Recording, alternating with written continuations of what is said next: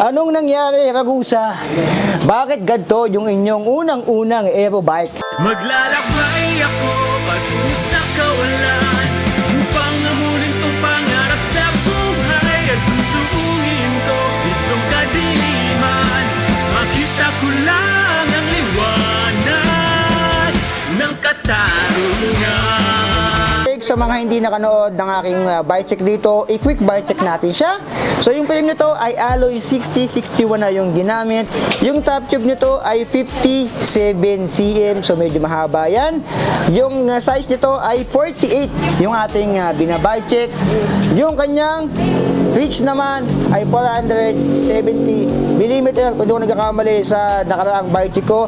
And yung kanyang stand hover height naman dito ay 710 mm. Head tube nito ay tapered na rin. Naka full internal cable sa kanyang down tube, dalawa, left side isa, sa kanyang right side isa, and sa top tube niya merong isang nakapasok sa loob para sa kanyang brake caliper cable sa kanyang likod. Isa lang nilagayan ng ulam. Yung FD na ginamit ay naka-base on L2R5. Ito naman ay 50, 34, 165 mm. Stock lang yung kanyang chain. L2R5 din yung ginamit na kanyang RD. Sprocket naman niya ay 9-speed. Cassette na rin to. 1, 2, 3, 4, 5, 6, 7, 8, 9. Pinakamaliit is 11. Pinakamalaki ay 28 teeth. Yung alloy naman, yung hubs niya ay alloy and naka-ball bearing pa yan. Spokes niya ay medyo madami, 32, double wall alloy ang rims. Yung gulong na ginamit dito ay Ragusa Kaden Race 700 by 25C. Yung kanyang likod ay naka-QR na rin. Rim brake niya or brake caliper ay wala siyang brand dito. Seat post ay alloy and pa-aero na rin. Ito ay hard plastic na merong bakal sa loob to. Ayan, hindi pa to. Seal bearing, ball bearing pa yan. Yung upuan, medyo may katigasan pero papalat siya dito. Walang cooling system ng itlog nyo. Yung fork naman ay alloy na rin to. Ragusa na rin yung ginamit. Medyo malapad lang talaga siya. Dito, same sa likod, 32 spokes, double wall alloy rim, Aeron Ragusa yung ginamit. Yung gulong Kaden Race 700 by 25C. Yung harap naman ito, na brake caliper ay wala rin siyang brand. May barrel adjustment siya dito and yung kanyang stem ay 80 mm. Alloy na rin yung ginamit. Yung kanyang headset, ito ay ball bearing pa, hindi pa yan naka-seal bearing. Yung kanyang drop bar, 420 mm alloy, hindi siya flat. Yung kanyang brake and shifter naman or drifter, ito ay L2R5 din yung ginamit. Yung timbang nga pala nito ay 12 kg. Unang-unang napansin ko dito kay Ragusa Aeron ay napakalaki ng kanyang down tube. Ayan, mamasil-masil. Mga alien, kita-kita nyo naman dyan. Ayan, so nagulat ako dyan. Bakit sa lahat ng Aeron na nakita ko, si Ragusa Aeron yung sobrang laki ng ganito. Mas malaki pa yung down tube niya sa mga MTB na mga na-bike check natin. So bakit ganyan? Anong nangyari, Ragusa? Bakit ganito yung inyong unang-unang aero bike? Bakit? Comment down below. So yung down tube niya ay napakalaki, pero nagtataka ako bakit nung tinumbang natin siya is 12 kg pa rin siya. So hindi na masama yung ganyong timbang. I think para sa isang aero bike na ganito. Kasi tinimbang ko din yung bagong labas na R-Type, yun ay 12 kg din, yung 2023 version. Actually, pareha sila ng kanyang fork. Si Ragusa R-Type, si Tosik R-Type 2023 ay nakaganto rin yung kanyang fork. So pareha sila, kamukhang kamuka yung fork ni R-Type 2023 dito kay Ragusa Aeron 2023. So unang-unang pinakayo ko sa kanya yung kanyang down tube. Bakit? Napakataba nito. Ayan, kahit kayo magugulat pag nakita nyo to. Kasi kung sa malayo titignan, ayan, kitang-kita yung taba niya. So para sa akin, mas okay pa yung frame ni R-Type na mas manipis yung kanyang down tube kasi sobrang nipis nun. Compare mo dito kay Ragusa Aeron. So napakalaki niyan. Isa pa, nagtataka ako dito kung bakit ganito. Yung kanyang top tube, effective top tube niya, napakahaba.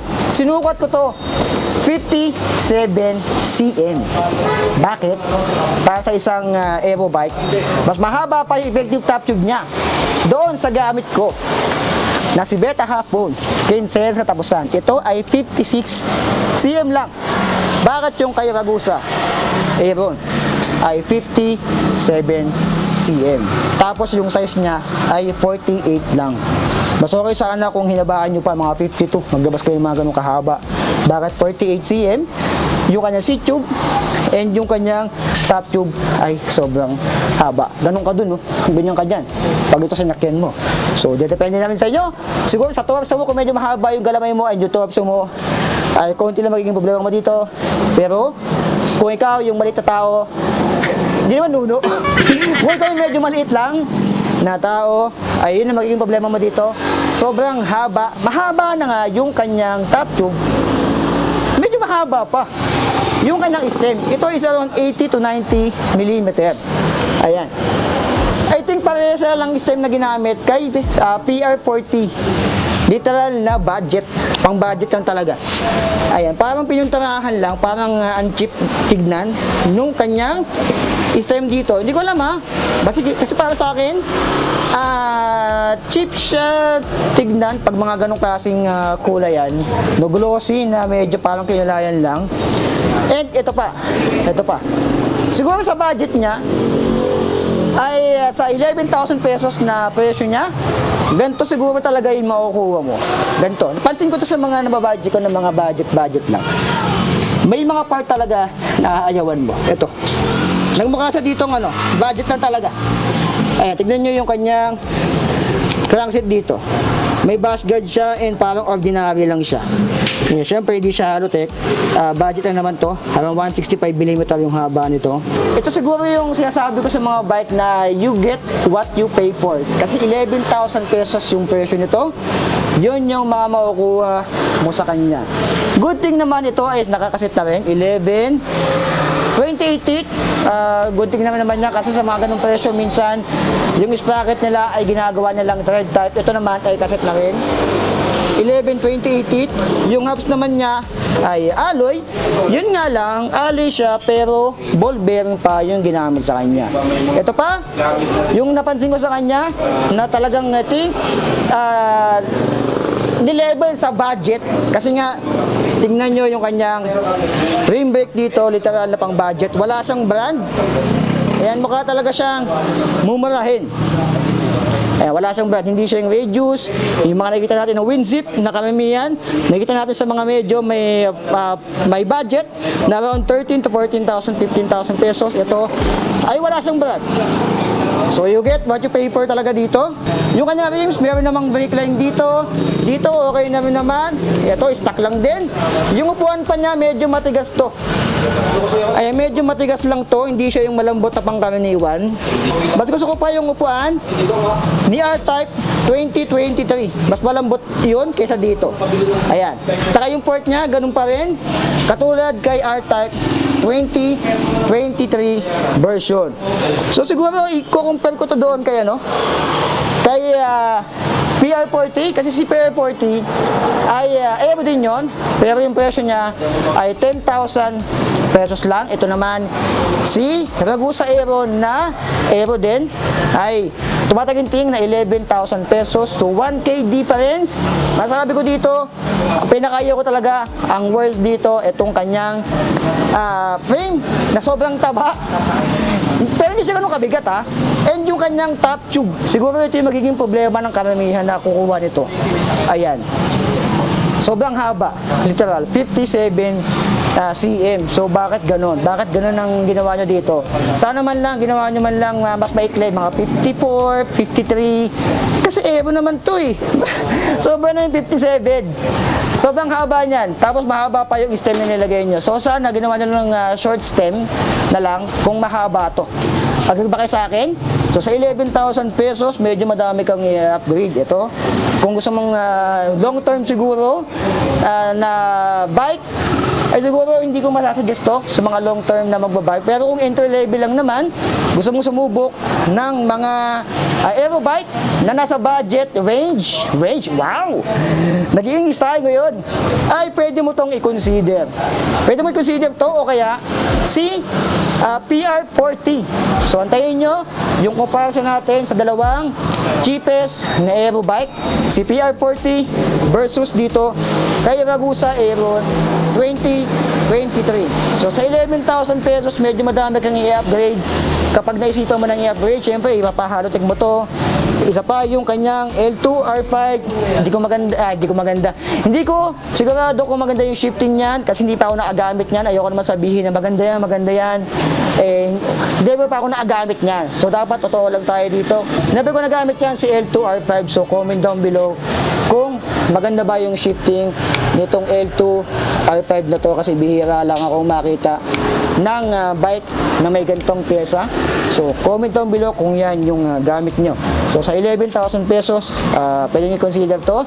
O kaya CPR40 kung nasa budget lang kayo na 10,000, I suggest si PR40 na lang ang kunin nyo. Pwede rin naman to kung 11,000 pesos para may iba naman. Ito kasi yung latest na aero bike ngayong Feb and March, no? Kasi March na na-bike check to. Nilabas yata to February pa 2023. So you get what you favor talaga dito. 11,000 pesos. Okay na rin. Para sa mga beginner, kung gusto nyo kumarera, I think mas taasan nyo pa yung budget nyo, around 13,000 pesos yung mga R-Type, mas okay sa akin yun. Sa 13,000 pesos, yung R-Type 2023 ay mas masasuggest ko yun compare dito. 2K difference lang naman sila, so mas okay sa akin yun kaysa dito. Pero kung 11K, gusto nyo yung bagong road bike, aero bike, ito na lang. Pwede rin si PR40. Ulit tayo doon. So yan lang. Abangan nyo yung comparison natin dito kay PR40 and Ragusa Aeron. 1K difference. Sino nga ba mas maganda? Si PR40 o si Aeron? So abangan nyo, like, comment, subscribe.